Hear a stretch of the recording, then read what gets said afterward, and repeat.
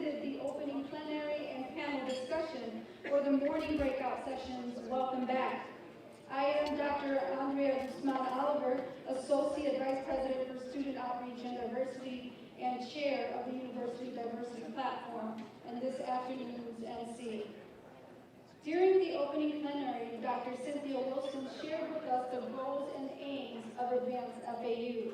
Advance is a program created and supported by the National Science Foundation and exists to increase the representation and advancement of women and underrepresented minorities in academic science and engineering careers. Advance FAU, in part, works towards the recruitment, retention, mentoring, and advancement of women and underrepresented minorities in STEM faculty positions. To learn more about Advance FAU, please visit our website at www.fau.edu/diversity-platform and click on the Advance FAU banner. Our panel discussion focused on the successes, challenges, and life lessons of diverse leaders in the academy, and we learned a great deal from Dr. Cynthia Wilson, Dr. Corey King, and Dr. Miriam Gausser-Escalin. Some of the key points were: identify your own personal biases so that you do not in turn unknowingly contribute to the problem. Seek out a mentor to help you navigate the system and push through hard times. Use your platform to provide a voice for those who don't have one or are silenced, and to help serve and advance disadvantaged populations. And don't wait for others to reward you or make you feel valued and appreciated. Reward yourself. It goes without saying that the opening plenary was eye-opening and inspirational. And that brings us here to the Luncheon Keynote Address. The Luncheon Keynote Address is intended to cast a light on educational and social issues impacting faculty, staff, students, and the communities we live in. It is also intended to spark intuitive reflection and critical thinking, to challenge the way we view ourselves, others, and the world we live in. I caution you, this will push you outside of your comfort zone. This year's speaker, Dr. Jacqueline Vasilora, is equipped to do all of those things. She is a keynote speaker, author, trainer, and consultant in workplace and educational inclusion. Her keynotes are about the legal invention of the human category, white people, turn contemporary conceptions of race upside down and reorient thinking about race and human divisions. The keynotes are steeped in law and history, made both accessible and nuanced. They are engaging, thought-provoking, and relevant. The keynotes provide attendees with immediate action and longer-term processes for transforming their lives, workplaces, and communities into a strong reflection of inclusion and equal opportunity. People leave with an expanded intellectual toolkit and with greater confidence to be more open and mindful and transformative.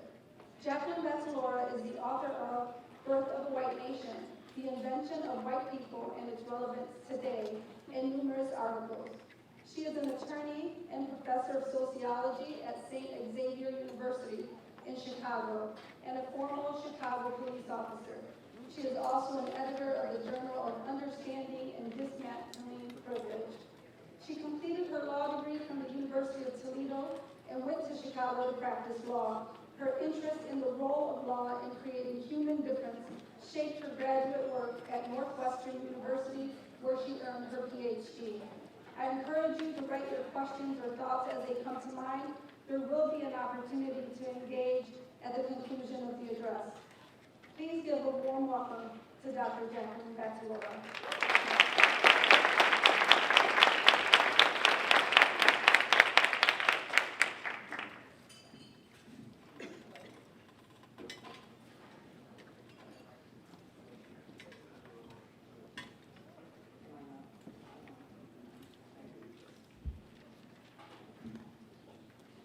Let me just start by saying thank you to David Bynum and Andrea Guzman-Oliver for all of their efforts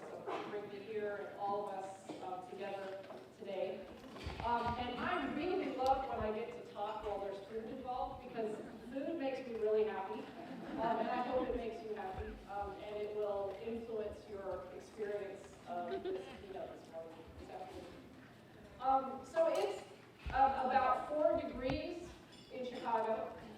So I'm feeling real good. that I get to be here on top of things. Okay, so look, I don't have a lot of time, so I'm just going to jump in. I'm going to stay up here while people are in line, but then I'm hoping I can walk around. The visuals are okay. You don't need them. So if you can't see them really well, don't worry. There is a point when they become useful, and I'll alert you to that at that point, okay? I'm going to begin by throwing out a whole bunch of information, and it may seem disparate and really disconnected. I promise you I'm going to pull it all together. You just got to hang with me for about 10, 15 minutes of info. And if I don't, to your satisfaction, then you'll yell at me and we'll figure it out together. All right? So let's get going. I'm going to talk about something I was born a specialist in, white people. So to understand white people, we have to go back into colonial North America, specifically to the colonies of Maryland and Virginia. And now we're in the colonial era. It's the 1600s, just to plant us historically.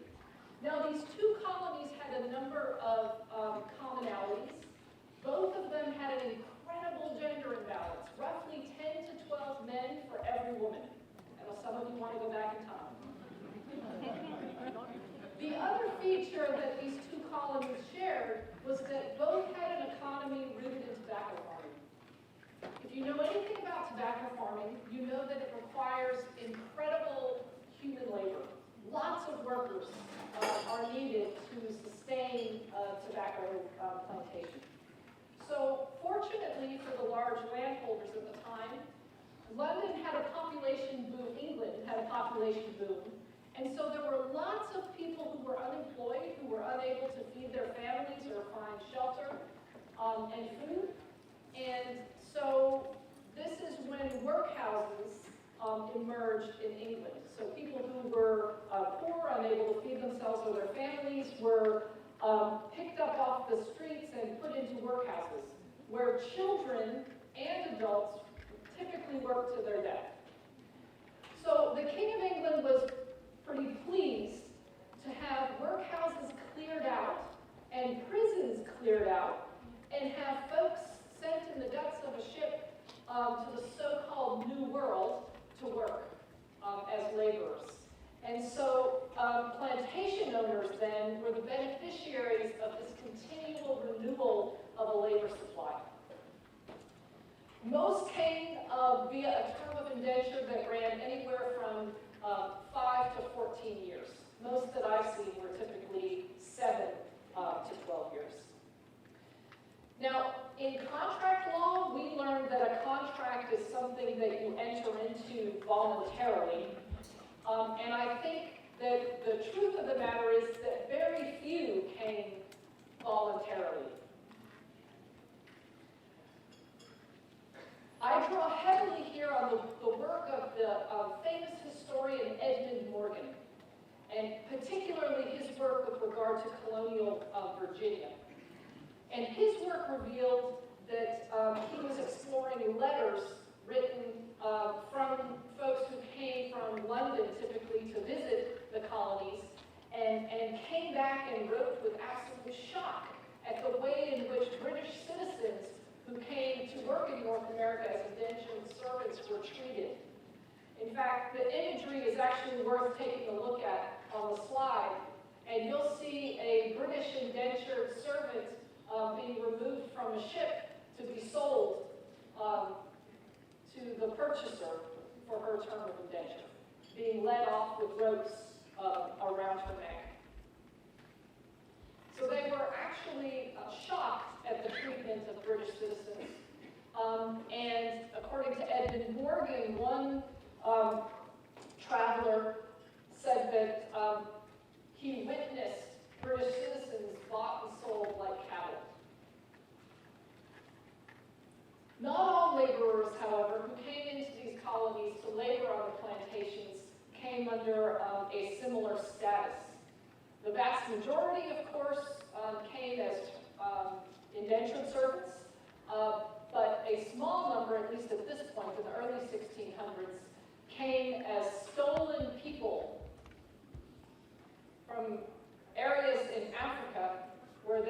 were rendered enslaved.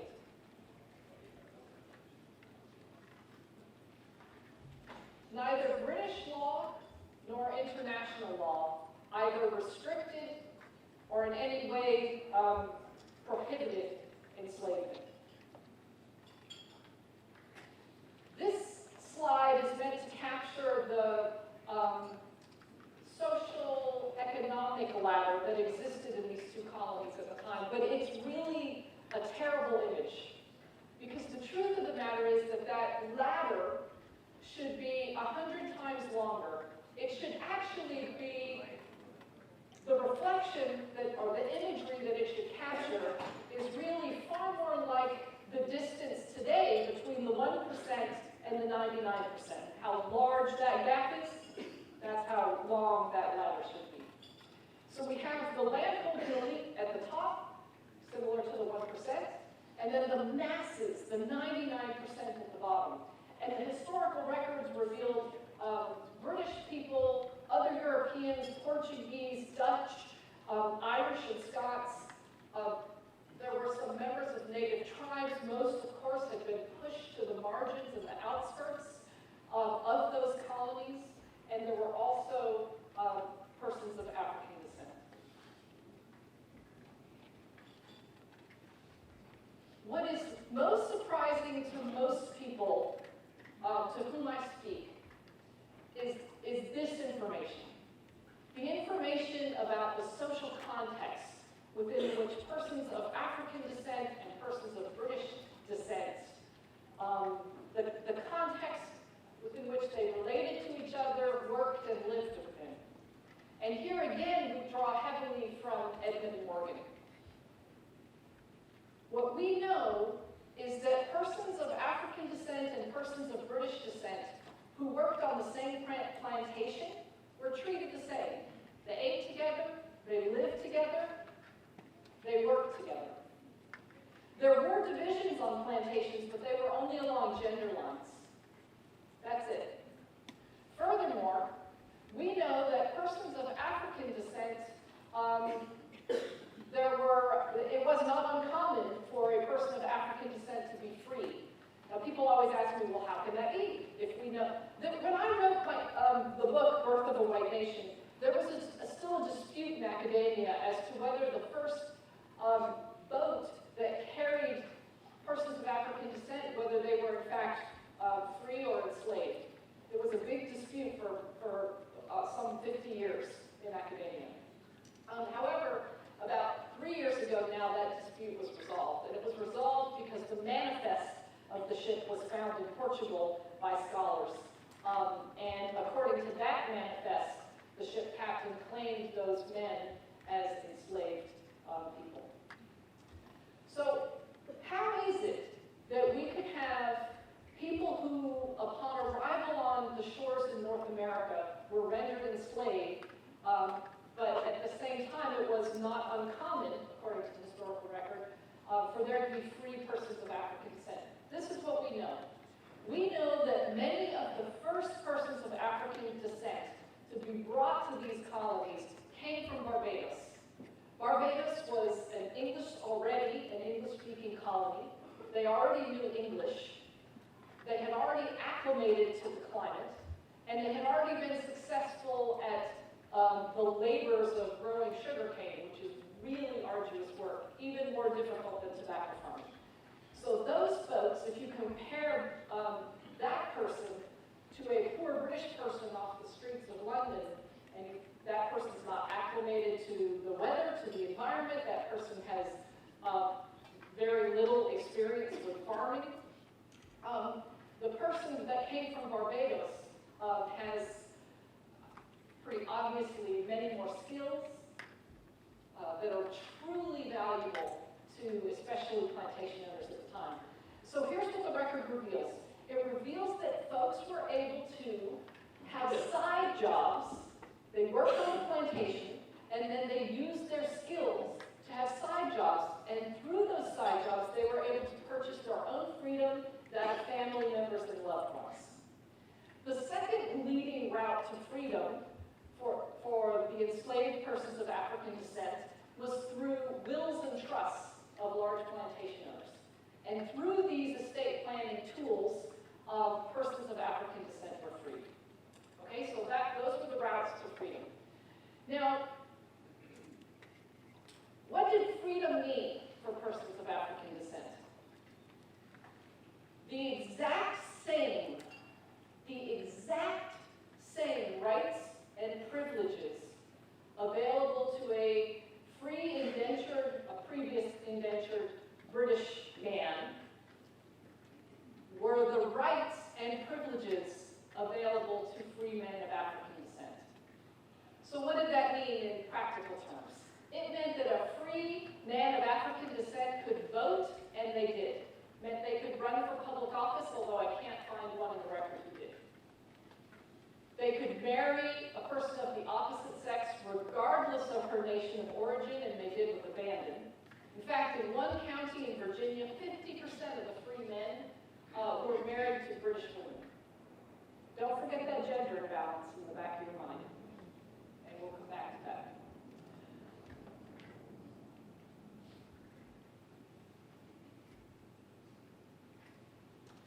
This image is actually from the time period when Abraham Lincoln was running for president. It was meant to instill fear of miscegenation, mixing of the races. So these marriages between largely men of African descent and largely British women were not viewed in a negative light among the masses at all. In fact, I have not found a single, not one piece of anecdotal evidence from among the 99% that suggests these marriages were seen negatively. There was resistance to them, but it didn't come from among the 99%. In fact, let me share with you some little bits of information that were things I would expect to find if people were saw those marriages as in any way a negative thing.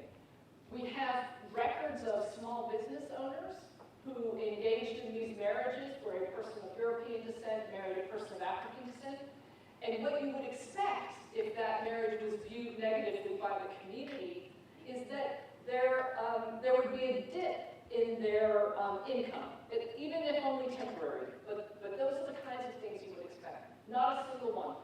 No evidence of that sort of signal that this marriage was an offense to the community at large. Furthermore, women tended to outlive men, and so it was not uncommon for women to marry multiple times.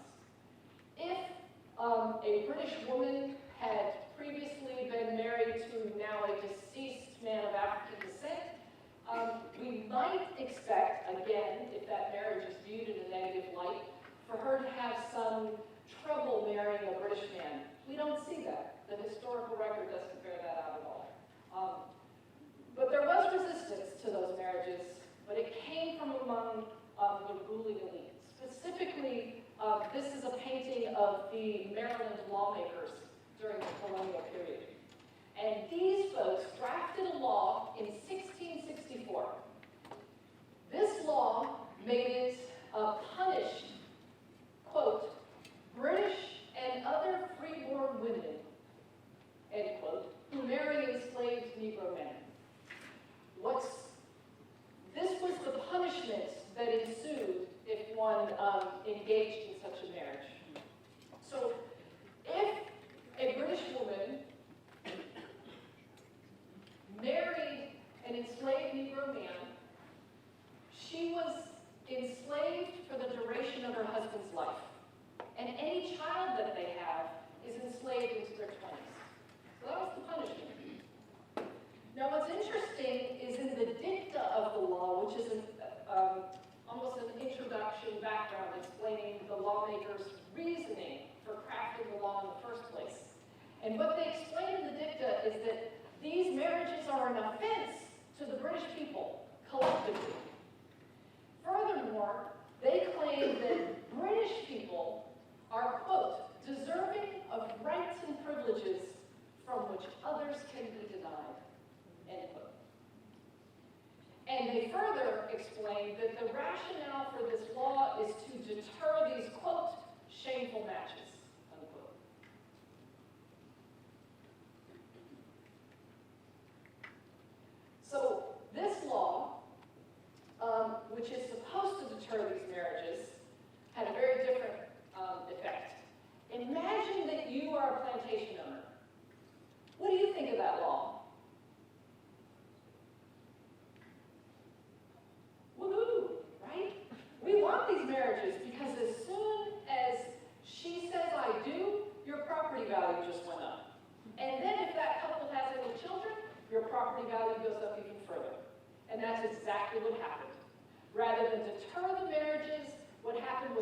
plantation owners participated in encouraging them. And it's not until 1681 that lawmakers in Maryland amend this law, and this time they get it right. But listen to the language of the law. In this law punishes, quote, British and other white women who marry enslaved Negro men. Did you hear it? The first law concerned itself with British and other freeborn women. This law, 1681, concerned itself with British and other white women.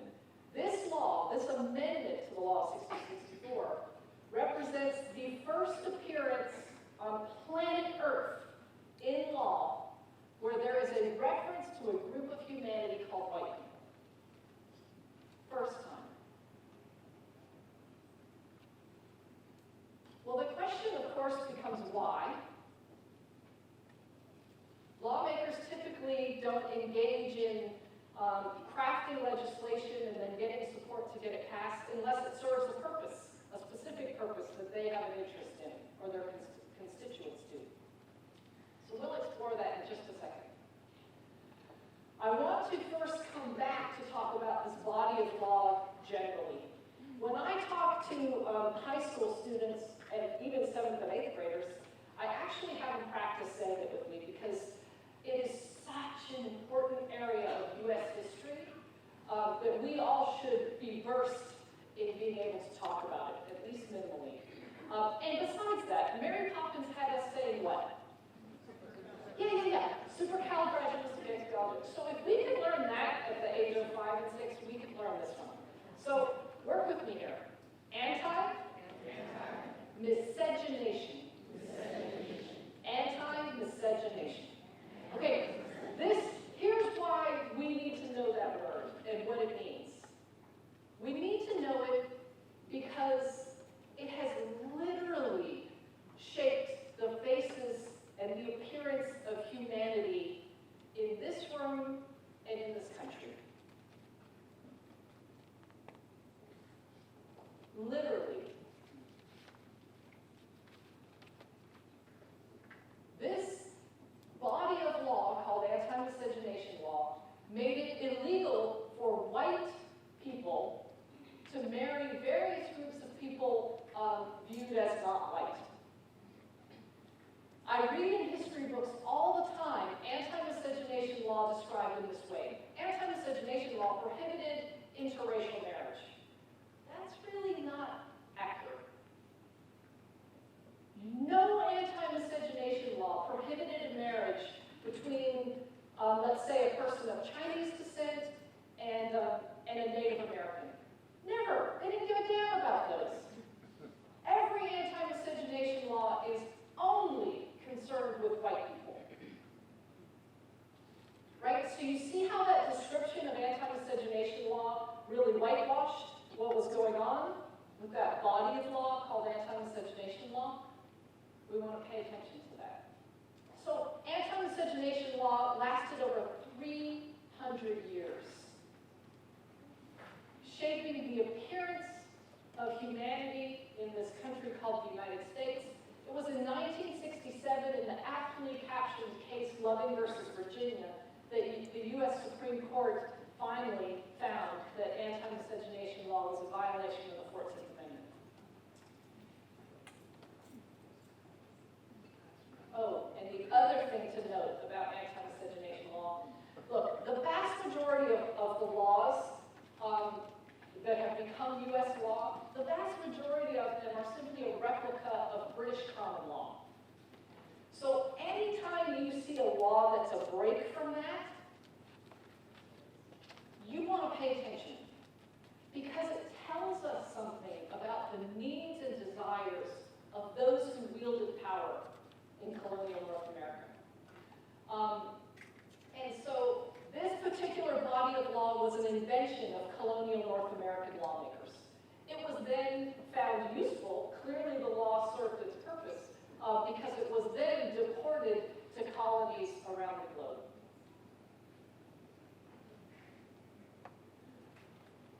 Y'all might not even be able to read this. It's more more for me even than for you. So we have that law in 1664 that punished British and other freeborn women who married enslaved Negro men. It is now amended in 1681, and in this law we see the appearance of a group of humanity called white people for the first time. But I began this presentation by saying I was going to talk a little bit about Virginia and Maryland. And so let me include Virginia in this anti-miscegenation law conversation. So Virginia passed its anti-miscegenation law in 1691. And their law prohibited both white men and white women from marrying persons of African descent or members of native tribes. Lest I leave you believing that Virginia practiced gender equality, let me quickly dispel that. So here's what we know. We know that the face of the law applied equally, right? The language of the law. But when we then turn to historical records and consider enforcement of anti-miscegenation law, and here I'm thinking of Cynthia Bynum, Unruly Women, fantastic book, Peter Bardaglio, something the Household, Linda Edwards. All three of those historians did work and looked into different regions in the southern, what is today the southern U.S., during the antebellum period. And all three of these scholars reveal that lots of white men were engaged in these prohibited relationships. Lots of them, these prohibited marriages.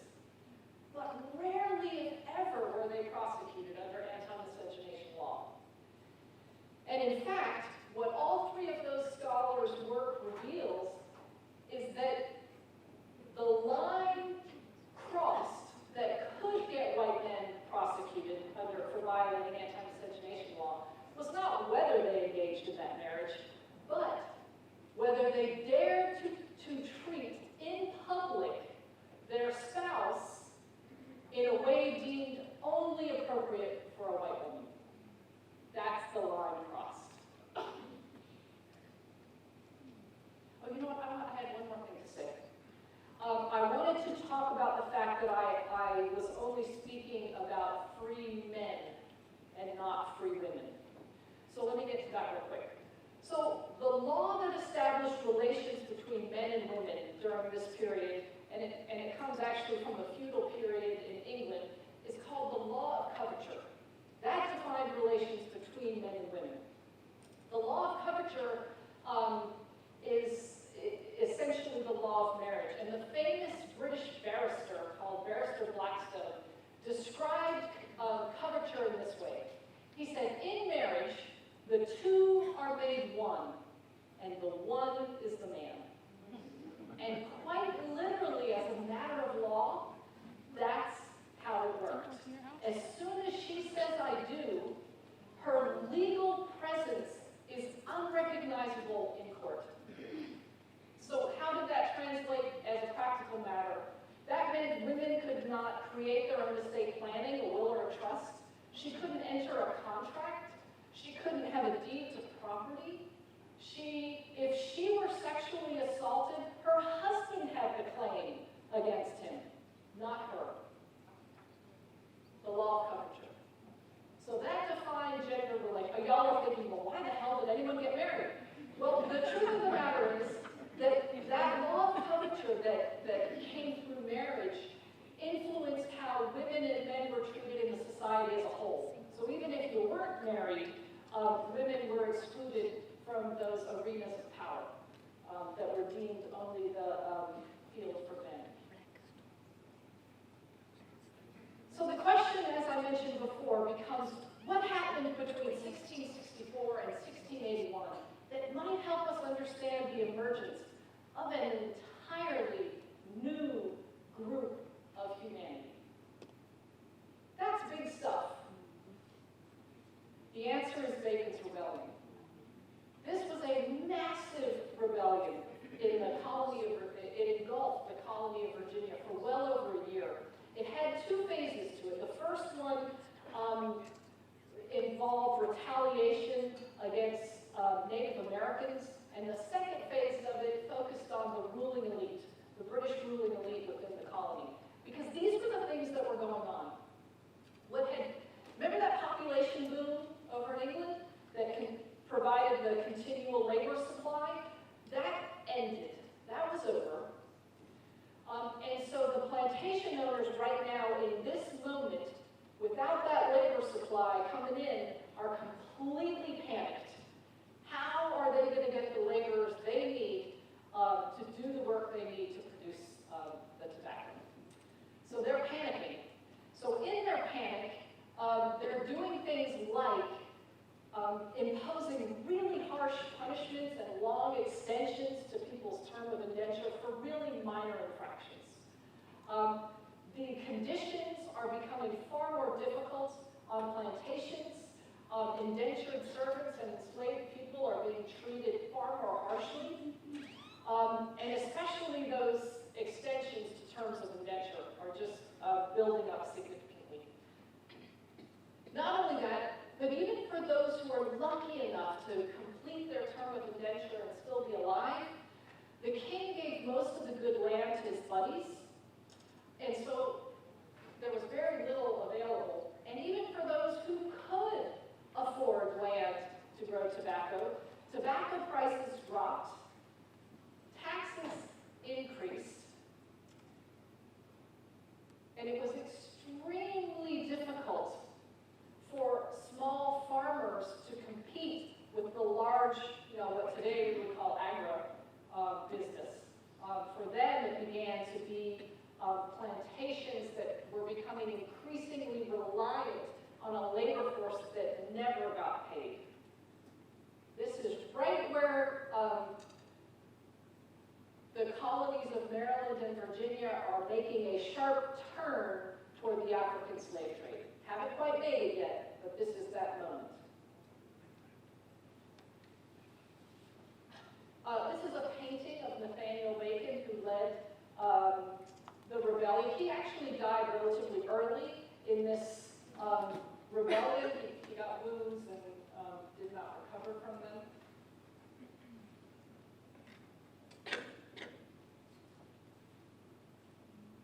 Let me go back.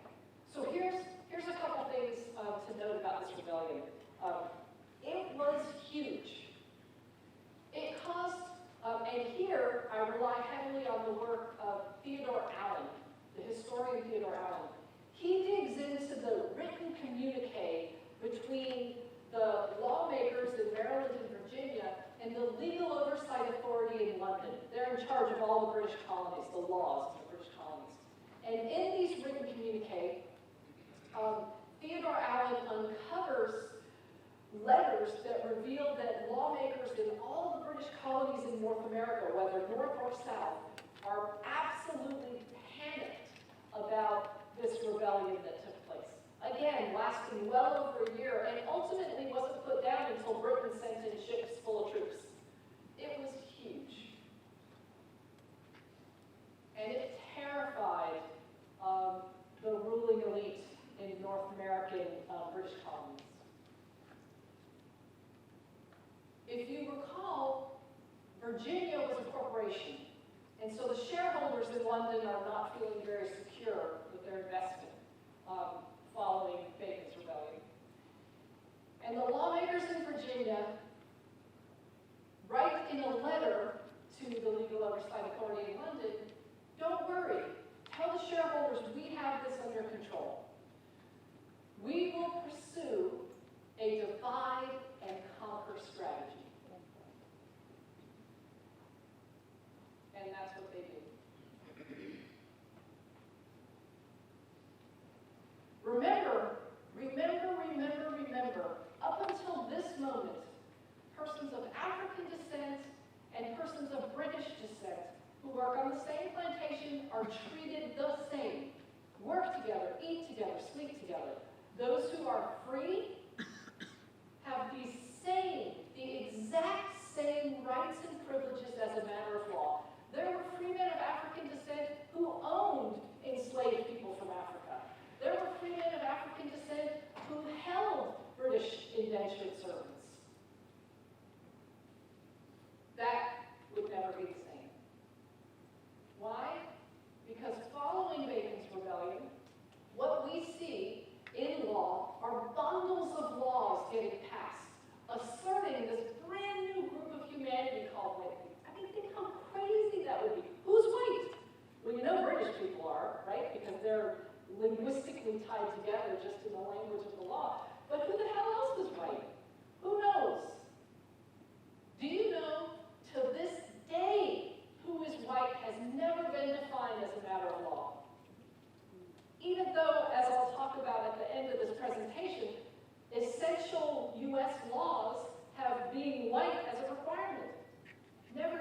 who is white as a matter of law.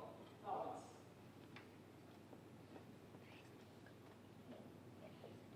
Let's look at this first bundle of laws that were passed. One of the first laws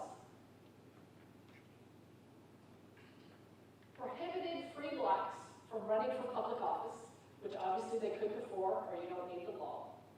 One of the other laws was the anti-miscegenation law that prohibited white people from marrying persons of African descent or members of native tribes.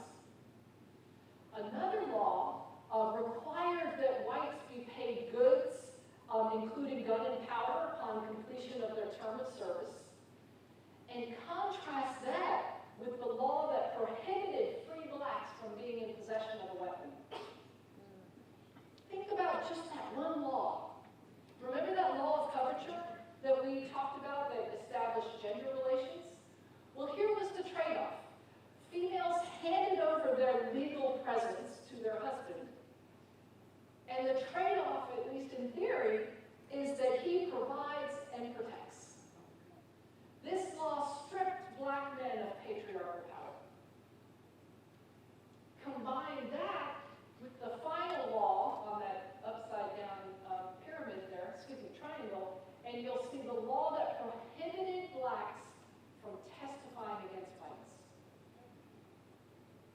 What did white people learn about what it means to be white that day, just with that one law?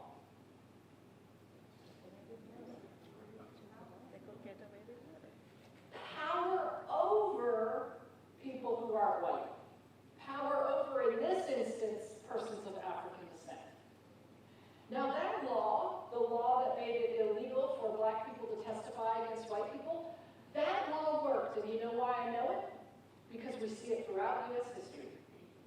After the Treaty of Guadalupe Hidalgo was signed, and the United States of America virtually doubled in size, and Mexico was chopped in half, you people over here, yesterday you were Mexicans living in Mexico, today you're Mexicans living in the U.S., and you didn't move.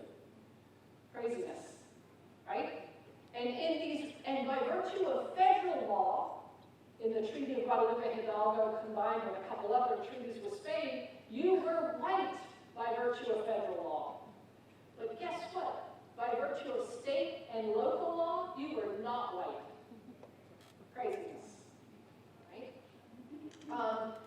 Chinese and Japanese who came into the West Coast after the discovery of gold in 1848, again, what do we see?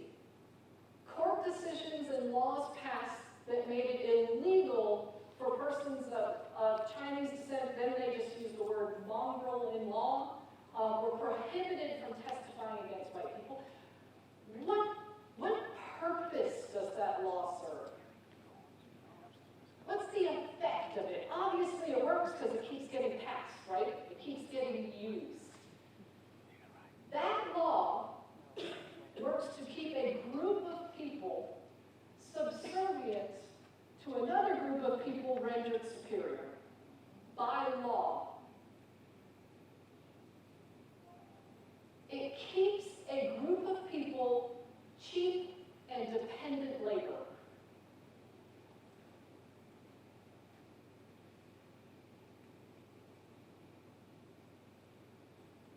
Look at what this one law, the law that prohibited blacks from testifying against whites, look how that functioned with regard to law and law enforcement. What group of people are now aligned with law? And to the extent we can use the terminology of law enforcement, it's not like we had police that the Protestant churches really served as law enforcement at that time. The law is rendered white.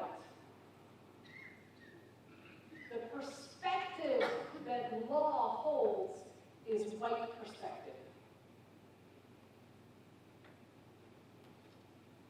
So with this bundle of laws, they completely, radically reorganized colonial society.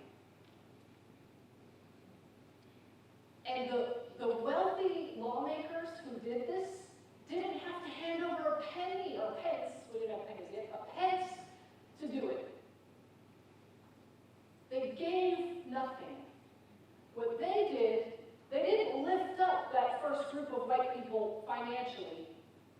They lifted them up, but not financially initially. What they did was they dug a new bottom to colonial society and tossed people of African descent and members of native tribes within it. And so you see, we've bottomed out. The bottom level of society is a whole new bottom. One where rights and privileges previously enjoyed have now been stripped away. And we have never been the same since. The other piece of this reorganization of colonial North American society is that if there's one thing that the 99% could all agree upon, it was that we hated them. We hated them. But now this new group of laborers called white laborers, now they have a tie with the white ruling elite. And that connect is whiteness, imbued with the presumption of superiority. Remember, don't forget that language from the law of 1664, that first maybe prerequisite to anti-miscegenation law. Remember where they said, quote, the English are deserving of rights and privileges from which others can be denied. That's not a big step from white supremacy. You don't have to go far to shift from British to then this concept of white supremacy. So, white people, what does this history tell us about this group called white people? We learn from this history that white people, this construct called white people, has been built on the idea that the British had of themselves as white, as Christian, as deserving of rights and privileges from which others can be denied. White was the tool by which the masses, the 99%, were divided. And we have served that purpose ever since. White became the center, the location of patriarchal power. Now, in 1681, was there a genetic shift that took place, now linking all of those from Portugal and Ireland and England into something that we can call white? No, that's ridiculous. There's no gene, there's no white race. It is a fiction. This thing we call race is about power. Nothing more. Now look, today we think we see race. We think it's about melanin, and it has become that in our recent, in our current moment. But in the past, the Irish Catholics who began coming in the 1830s, they were white by federal law, but they were not treated as white at the local level. Right? They weren't even paler than me, many of them. Right? So white wasn't this melanin-related thing. And while melanin is certainly biological, it doesn't reference race. If it were, then ranges of melanin among those who count as white, those who count as Asian, what's another invented category? Hispanic, African American. The divisions would be sharp, right? Races are distinct. There's no overlap. But that's not the case with melanin. It's not the case with any human feature represented in this room.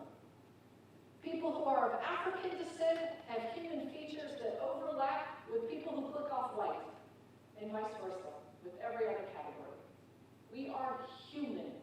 We have been made different because it works for some people. And just as it had to be made, it can be unmade.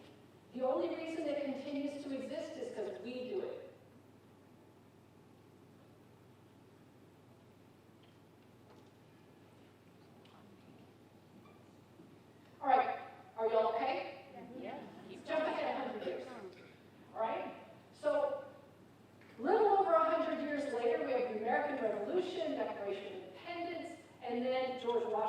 elected president, and we have the very first Congress of this United States of America tasked with having to come up with or craft all the laws of a brand new country. They did it in New York, because of course Washington, D.C. did not yet exist. This is an image of some of those first, quote, founding fathers. Part of what they had to establish were laws including addressing immigration and naturalization. Naturalization is the legal process that one must go through when a person is not born in a country but wants to become a citizen. Okay, so naturalization. And our founders determined that in order to become a naturalized citizen of this brand new nation, one had to be white. Valid law for more than 150 years. We have people who fought wars for this country, denied citizenship because they were not white. And we, as I already mentioned, never have defined white, even though it's an essential element of pretty basic law. So what did that mean? That meant that who was white got fought out in courts. There's a really terrific book called White by Law, written by Ian F. Haney Lopez. And it looks at these, what were called the prerequisite cases, because a prerequisite for naturalizing was to show you were white. And so there are really interesting legal disputes that get into more of the nuances of how law worked to reconstruct white and who's white.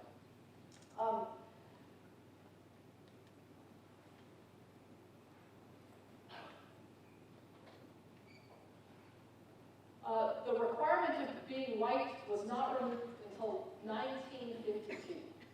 1952. And in fact, I wish I could remember his name. We had a member on the White House staff during World War II who resigned because the United States, the only other country in the world that had racial restrictions on immigration was Nazi Germany. And despite the company we were in, Congress refused to change it. And so I can't remember his name, but he resigned.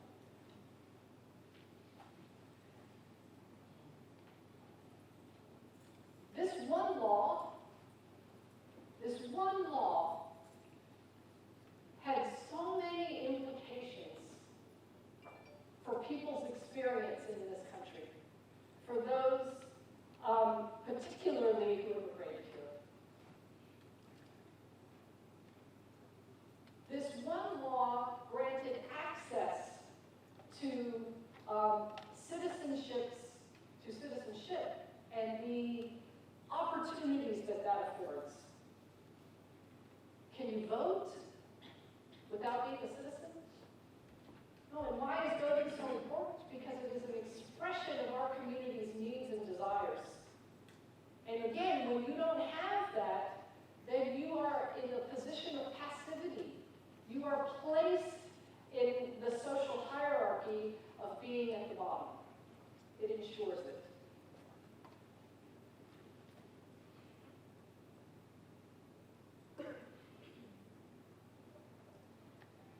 This one law was used throughout U.S. history. In fact, it was used in the legal decision, the Supreme Court decision of Plessy versus Ferguson, and it was not Plessy. I'm sorry, Dred Scott decision, when the U.S. Supreme Court determined that people of African descent were not citizens, even though they were born here, not citizens. And this law was used as evidence to establish that the founders never intended for those people to be Americans. This one law was used to justify countless other laws. Laws that excluded and prohibited people of Asian descent from being in a managerial position relative to a white person. Laws that prohibited people of Chinese descent from being in schools with white children. Laws that required people of Asian descent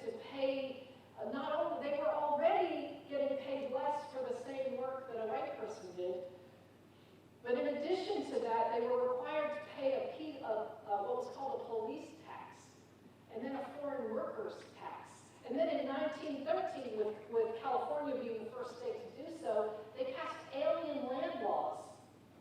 Listen to the language of this law. It prohibited land ownership from those ineligible for naturalization. So you don't even know that it's a race-loaded law unless you understand naturalization. This is our history. The fact that most of us don't know much of this at all is not because we are unintelligent. It is because we are taught a pathetic version of something called U.S. history in K through 12. And it serves a purpose. But that purpose is, we have to change that purpose. We need a more truthful history that doesn't whitewash. We are sending our kids out to solve problems. Why are so many unarmed African American men being killed at the hands of white law enforcement? Go solve it. And they don't know anything about the history that helped create that mindset, that structure. There is not a single institution that exists in this nation that is not imbued, baked in with white supremacy. Not one. We were founded in it. It's not our fault, but it is our reality. And I will remind you, because I know I'm running out of time, I'm going to just fast forward because I really want to share this with you.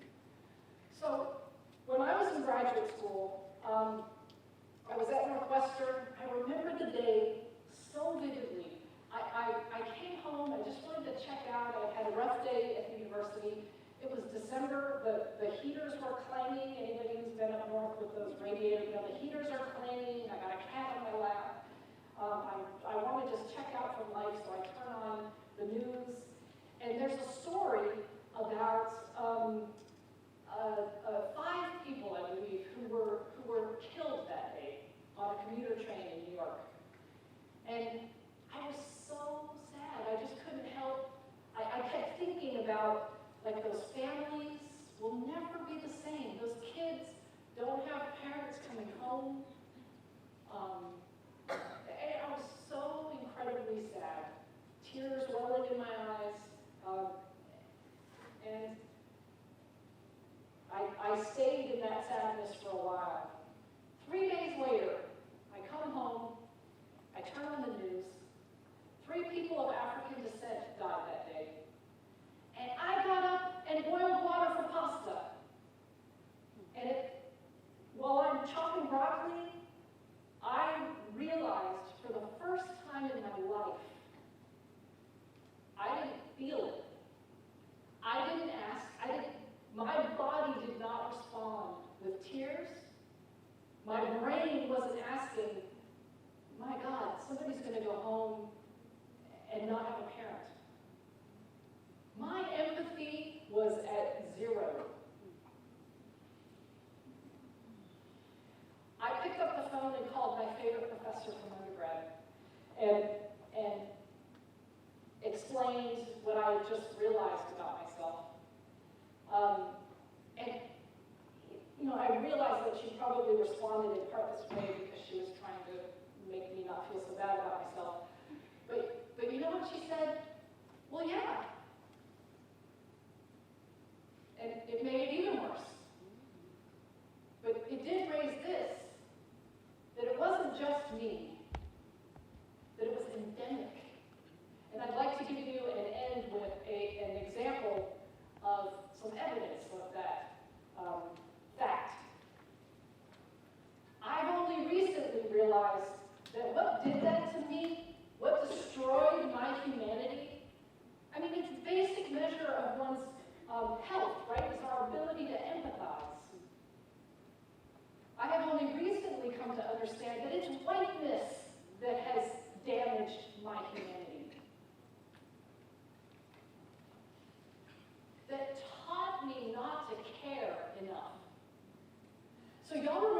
1980s, there was a drug epidemic.